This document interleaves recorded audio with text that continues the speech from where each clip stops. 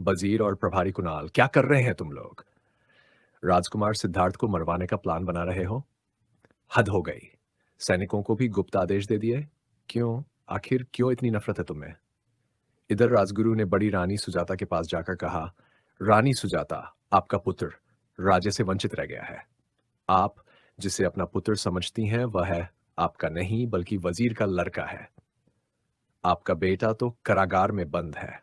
सबूत के लिए नर्स दासी को बुलाया गया। दासी ने कांपती आवाज में कहा, जब मैं आपके बच्चे को लेकर मंदिर जा रही थी, उससे पहले मैंने आपको उसके शरीर के चिन्ह दिखाने की कोशिश की थी, लेकिन उस समय आप अचेतावस्था में थी। मैं बच्चे को जल्दी जल्दी मंदिर ले जाने लगी ताकि राजकुमारों में छोटे बड़े का अंतर न हो जाए। देर होती तो कहीं बड़ा छोटा न हो जाए। तभी वजीर की दासी ने मुझसे वह बच्चा ले लिया और मुझसे कहा कि मैं आपके पास वापस आ जाऊं। मैं लौट आई और वह दासी उस बच्चे को मंदिर ले गई। थोड़ी देर बाद वह फिर से बच्चा लेकर आई और मुझे सौंप दिया। इस संबंध में मुझे और कुछ नहीं मालूम, रानी साहिबा। राजगुरु ने रानी सुजाता की ओर गंभीर नजरों से देखा और कहा, रानी सुजाता, तभी आपका पुत्र शिवा बदल दिया गया था। वजीर ने अपना पुत्र कुणाल मंदिर में भेजा और फिर वही आपके पास भिजवा दिया। इसके बाद उसने षड्यंत्र रचकर अपने ही बेटे को राजा भी बनवा दिया। रानी सुजाता यह सुनकर सन्न रह गई। वे अपने राजपरिवार की परिस्थिति देख व्याकुल होकर राजगुरु से विनती करने लगी। गुरुदेव, अब मैं क्या करूं? कैसे जानूं कौन मेरा सच्चा बेटा है? राजगुरु ने शांत भाव से कहा, रानी, आप चाहे तो अपनी तसल्ली के लिए गुप्तचर भेजिए और उस बालक के संबंध में जानकारी प्राप्त कर लीजिए। गुरुदेव, मेरे पास तो कोई पहचान भी नहीं। कौन सा चिन्ह था मेरे बेटे के पास? कृपया बताइए। तब राजगुरु ने गहरा सांस लेते हुए कहा, रानी सुजाता, उस राजकुमार की करधनी के पास एक खास निशान था, बिना पैरों वाला, एक पक्षी का निशान। तत्पश्चात राजगुरु छोटी रानी रोमा से फिर से मिलते हैं और गंभीर स्वर में पूछते हैं, रानी रोमा, क्या आपने अपने पुत्र को समझाने की कोशिश की? गुरुदेव, समय नहीं मिला। रानी रोमा ने धीमी आवाज में जवाब दिया। रानी रोमा, अब समय मिल जाएगा। राजगुरु ने गुस्से में कहा, क्योंकि जिसे प्रभारी राजा कुणाल कभी भी कारागार में मरवा सकता है, उसके लिए अब हर पल महत्वपूर्ण है। यह सुनकर रानी रोमा आंखों से आंसू छलकने लगते हैं। वो फूट फूट कर रोने लगती हैं। रानी रोमा, मैं कुछ सोचता हूं, धैर्य रखें, राजगुरु ने शांत होते हुए कहा। उसी समय छोटे गुरु कृतवर्मा तेजी से आते हैं और उत्साहित होकर सूचना देते हैं, भगवन, राजकुमार अब खतरे से बाहर है। प्रभारी राजा कुणाल का अपहरण हो गया है और वो भी उनके ही मित्रों द्वारा। अनजाने में हमें बहुत बड़ा लाभ मिल गया। ये सुनते ही राजगुरु रामानुजम मुस्कुराते हुए कहते हैं, चलिए, ये तो अच्छा हुआ। अब तुरंत राजकुमारों और उनके मित्रों के पास हमारा संदेश भेजो। इधर प्रभारी राजा कुणाल वजीर हारून के बहकावे में आकर और उसे अपना पिता मानकर बड़ी रानी सुजाता के महल में पहुंचा। गुस्से से कांपती आवाज में बोला, मां, तुझे पता है कंस ने अपने पिता और बहन बहनोई को जेल में डाल दिया था। क्या मैं तुझे कारागार में नहीं डाल सकता? रानी सुजाता मुस्कुराकर बोली, हाँ हाँ, क्यों नहीं पुत्र, शुभ काम में देरी कैसी, जल्दी से कर डालो। परंतु अगली ही पल वो अचानक दूसरी ओर घूमी और अपने पास छिपकर खड़ी दासी नाकन्या कृत्या को इशारा कर दिया। ठीक उसी समय नागिन कृत्या रानी सुजाता का रूप धारण करके कुणाल के सामने आ खड़ी हुई। उसने तीव्र स्वर में कहा, पुत्र, पहले ये तो बता, किस मां को कारागार में डालना चाहेगा? चल, मैं तेरे कारागार का शुभारंभ करके दिखाती हूं। यह कहते ही उसने कुणाल का हाथ पकड़ लिया और अपने नाखून से उसे खरोंच दिया। ऐसी हरकत होते ही कुणाल घबरा गया। उसकी आंखों में डर और भ्रम था। वह तड़पता हुआ महल से बाहर भागा और सैनिकों को पुकारते हुए चिल्लाया, राजगुरु रामानुजम को बुलाओ, जल्दी। लेकिन जब राजगुरु पहुंचे तो कुणाल कुछ कह ही नहीं सका और दर्द से कराहता हुआ जमीन पर गिर पड़ा। तत्पश्चात सैनिकों द्वारा राजगुरु को बुला लिया जाता है। राजगुरु के इलाज के पश्चात प्रभारी राजा कुणाल तो ठीक हो जाता है, लेकिन उसकी दिमागी परेशानी कम नहीं होती। इसलिए वह क्रोधित होकर आदेश देता है, राजा, रानियां और बाकी सभी, अब कोई भी कहीं नहीं जाएगा। सभी को नजरबंद कर दिया जाए। ये कहकर वह गहरी सोच में डूब जाता है। अब अब इस कार्य से उस मां सुजाता की असली और नकली पहचान जरूर सामने आ जाएगी। राजकुमार सिद्धार्थ, ये शिवा, ये भी आपका ही भाई है। गुप्तचर से मिली जानकारी पक्की है, लेकिन राजगुरु से सबूत आने तक आप चाहे तो इन्हें बंदी बनाकर रख सकते हैं। पर सावधान रहिए राजकुमार, आप पर भी कभी भी आक्रमण हो सकता है। आ, क्या आप तैयार हैं? उधर कुछ ही क्षण बाद बड़े राजकुमार सिद्धार्थ पर अचानक पीछे से छुपकर हमला हो जाता है। वह घायल हो जाते हैं। उसी समय बंदी बने राजकुमार शिवा किसी तरह अपने हाथ छुड़वाते हैं और फिर शुरू होता है एक जबरदस्त संग्राम। वह अकेले ही हमलावर सैनिकों पर टूट पड़ते हैं, उन्हें धूल चटा देते हैं।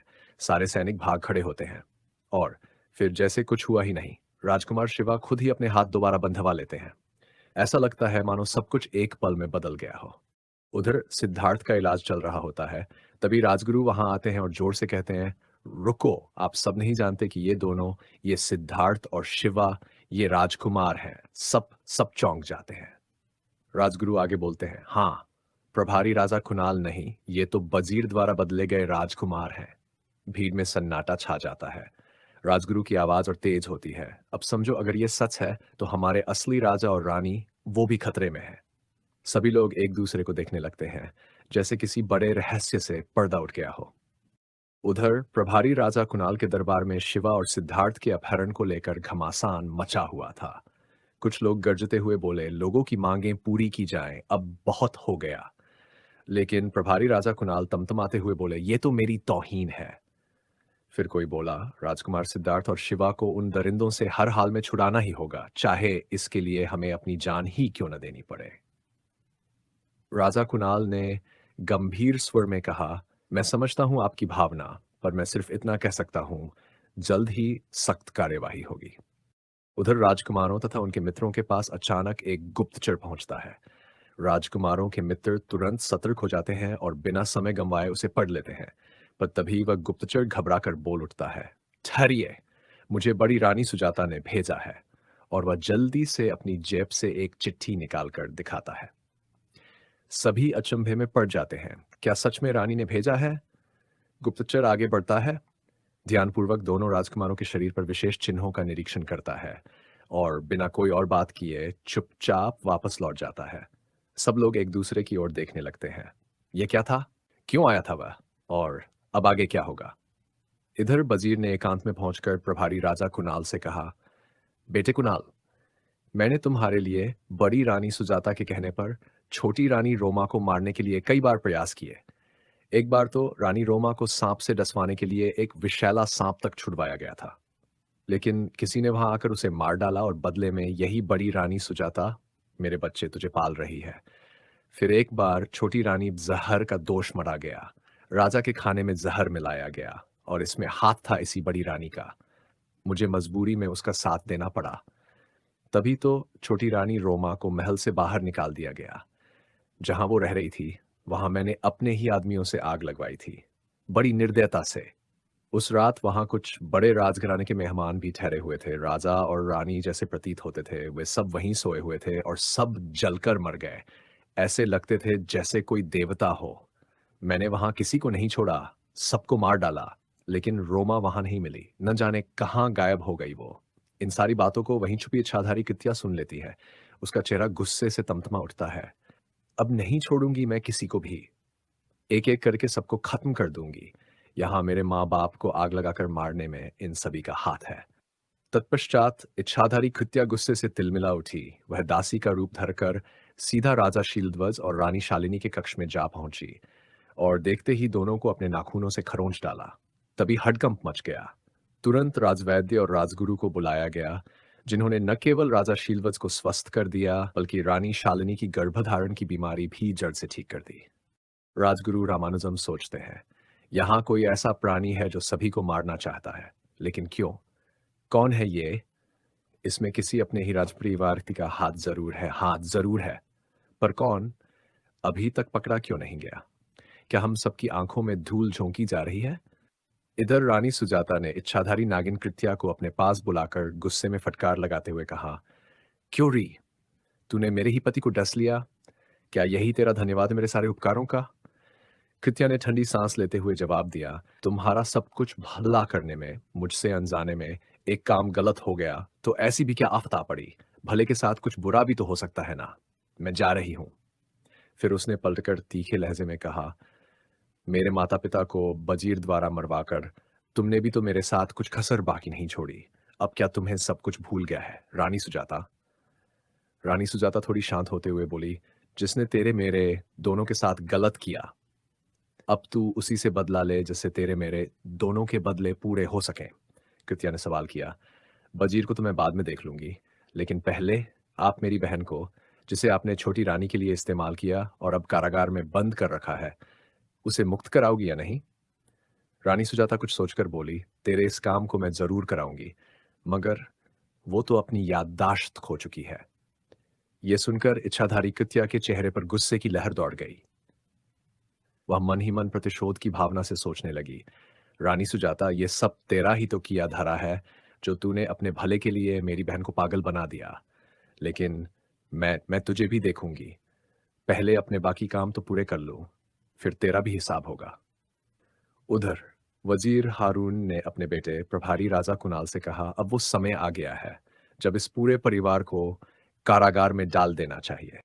राजा कुणाल कठोर स्वर में आदेश देता है।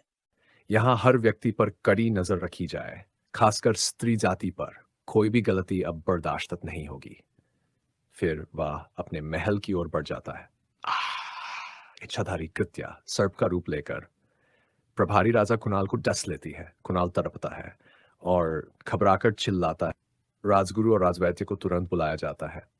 वजीर हारून घबराया हुआ विनती करता है, गुरुदेव, मेरे बेटे को बचा लीजिए कृपा करके, और इस नाग को किसी तांत्रिक से पकड़वाए। कौन जाने अब तक इसने कितनों को डस लिया होगा। तभी एक कोने में छुपी इच्छाधारी नागिन कृत्या डर जाती है। अ, अगर मुझे पकड़ लिया गया तो नहीं, अब मुझे कुछ करना होगा इससे पहले कि देर हो जाए।